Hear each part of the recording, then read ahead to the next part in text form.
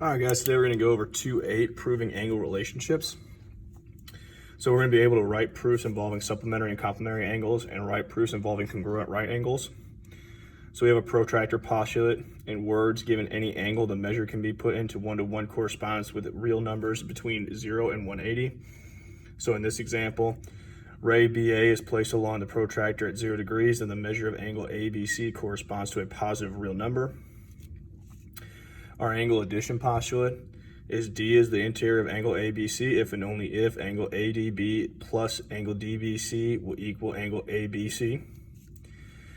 So number one, if the measure of 1 equals 23 and the measure of ABC equals 131, find the measure of angle 3 and justify each step. So we're going to start off with our two-column proof.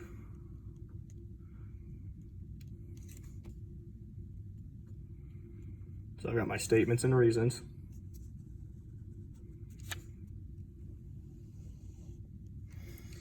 And my first statement is always my given information. So I have step 1, angle 1 will equal 23, and ABC will equal 131, and that is given to me.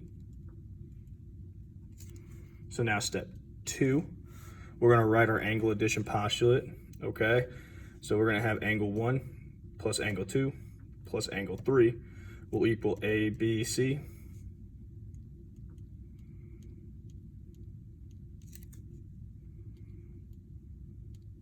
And again, that is just our angle addition postulate.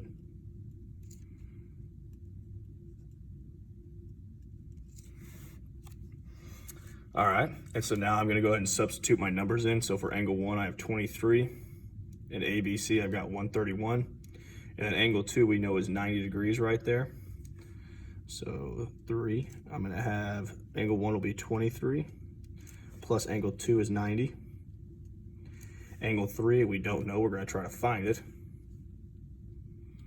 equals, and then ABC is 131, and that is substitution.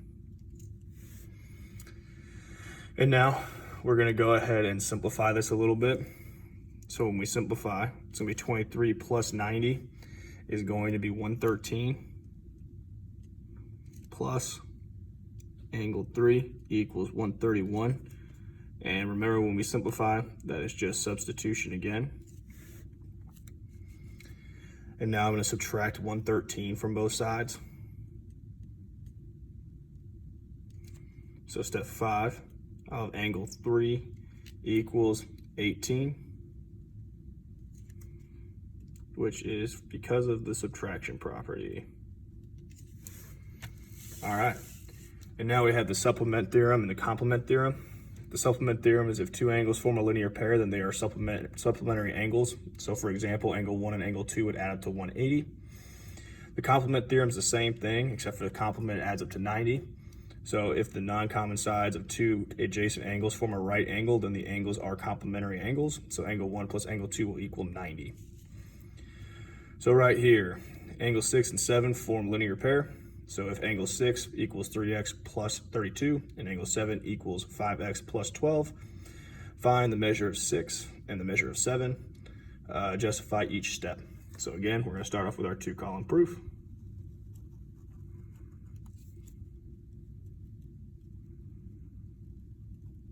So I got my statements and reasons. And I always start off with my given information.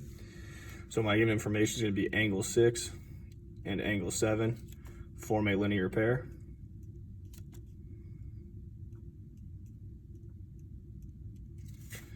Angle 6, so another one is going to be angle 6 equals 3x plus 32, and angle 7 equals 5x plus 12, and that is given.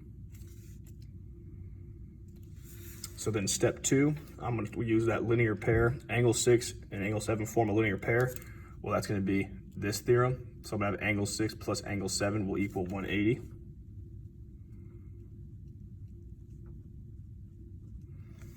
And that's going to be our supplement theorem.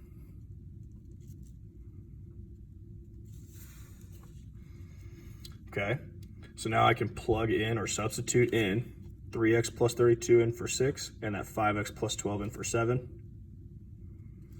So I'll have 3x plus 32 plus 5x plus 12 equals 180. And that is just substitution. And now I'm going to go ahead and combine like terms. So I'll have 8x plus 44 equals 180. And then again, when we simplify, it's still just substitution. So now I'm going to subtract 144 from both sides. So step 5, I'll have 8x equals 136, which is going to be the subtraction property. And then I would divide by 8. So step 6, x will equal 17, and that is the division property.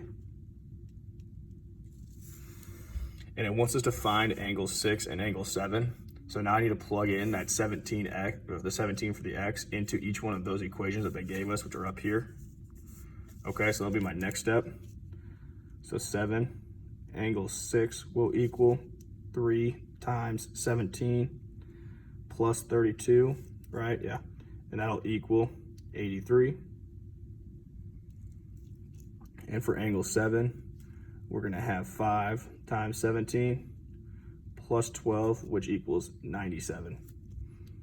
And 7, that is gonna be substitution. All right, so some more properties of angle congruencies.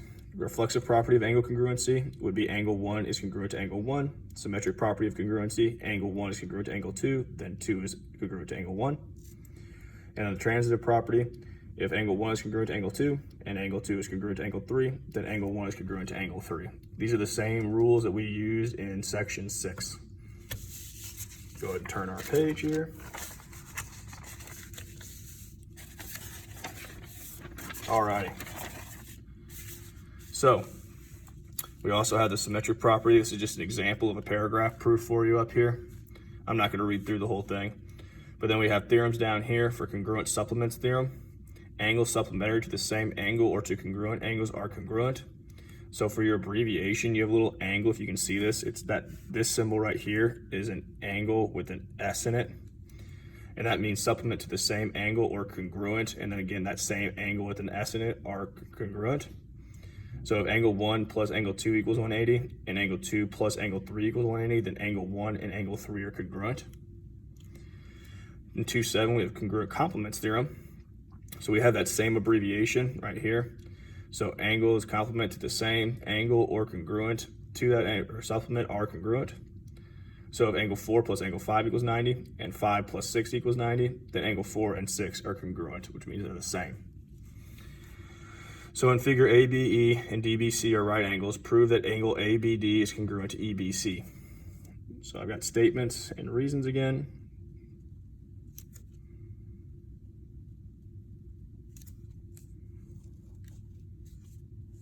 So there's my proof.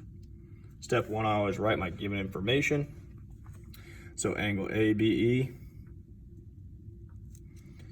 and angle DBC are right angles.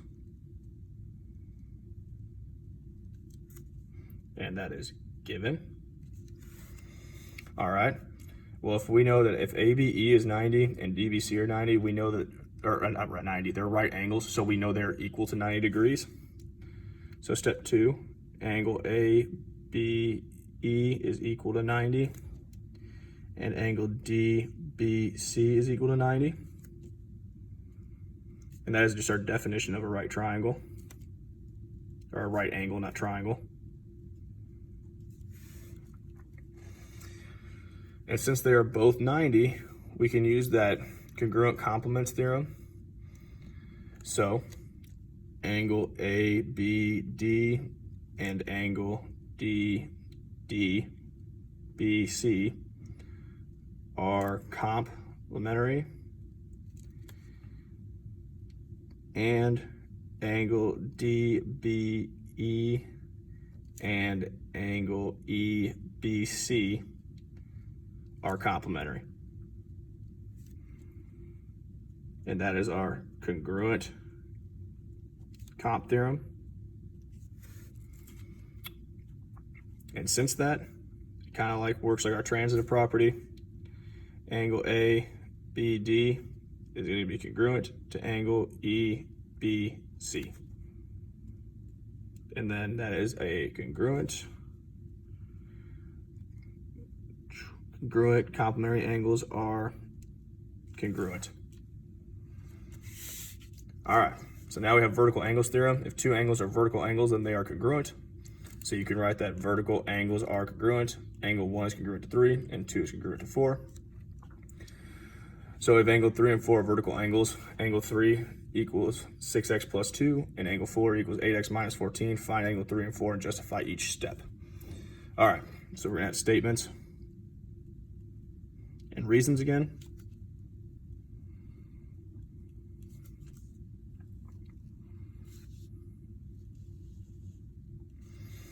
We always list our given information first.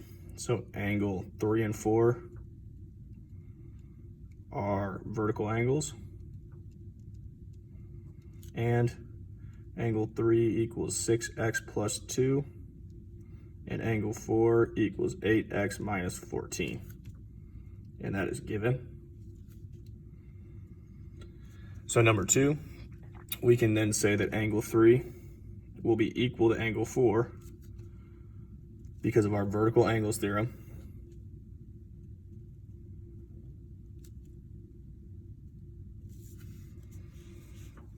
And since they're equal, then we can substitute in that 6x plus 2 and that 8x minus 4 in for 3 and 4. So 6x plus 2 equals 8x minus 14. And there's your substitution. And so now we're going to add the 14. So when I add that 14, I end up having 6x plus 16 equals 8x. And that is our addition property. Then I would subtract 6x from both sides. So 5 is going to be 16 equals 2x. And that is our subtraction property now. And I'm running out of room, so I'll go ahead and do it over here. Finish it over here. Okay, so now we got to divide by 2. So when I divide by 2, I'll get 8 equals x. And that is just my division property. So now that I found x, they're actually asking for what angle 2 and 3 are. So I'll just plug it in. So angle 3 will equal 6 times 8 plus 2. 6 times 8 plus 2 will be 50. And then for angle 4 equals 8 times 8 minus 14. And that also equals 50. And that is just substitution. And then we got this last little bit here. We got right angle theorems. So 2.9, perpendicular lines intersect to form 4 right angles. So if AC is perpendicular to DB, then angle 1, 2, 3, and 4 are all right angles. 210 is all right angles are congruent. So if angle 1, 2, 3, and 4 are right angles, then angle 1, 2, 3, and 4 are all congruent, and they're all going to be 90. 211, perpendicular lines form congruent adjacent angles. So if AC is perpendicular to DB, then angle 1 is congruent to 2, 2 is congruent to 4, 3 is congruent to 4, and 1 is congruent to 3. If 2 angles are congruent and supplementary, then each angle is a right angle. So in that example, angle 1 is angle 5 is congruent to 6, and angle 5 is supplementary to angle 6, then angle 5 and 6 are right angles. And the last one, if 2 congruent angles form a linear pair, then they are right angles. So if angle 1 and angle 8 form a linear pair, then angle 7 and angle 8 are right angles. And that's it for chapter 2.